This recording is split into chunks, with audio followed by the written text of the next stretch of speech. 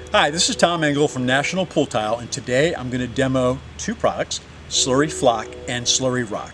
These are products that are plaster companies that apply large aggregate pool finishes like stonescapes and jewelscapes and many others will use all the time. As a byproduct of the exposure process, they produce hundreds of gallons of slurry on every job. This is what slurry looks like. Basically, it's water, cement, and aggregate. And it's a mess, and it's hard for the plasterers to deal with. They all either pump it out of the pool into a box that they build in the consumer's yard and they line it with plastic, or they might pump it into a trailer that they have parked in the driveway, or they might pump it back into a big box on their plaster rig. Then they'll either wait 24 hours for the slurry to settle out so they can get rid of the water and then deal with the sludge that's left, or they might try to drive it away that same day.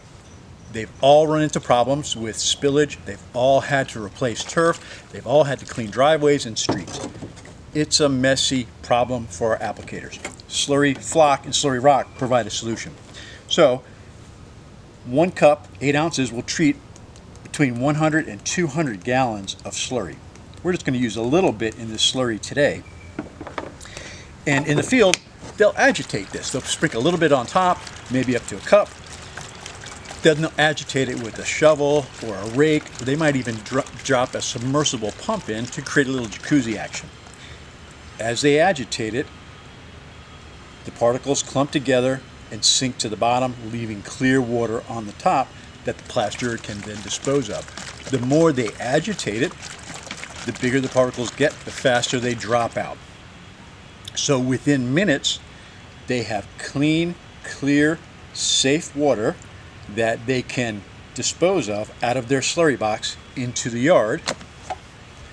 It won't kill the grass, it's pH neutral, nice and easy for them to get rid of.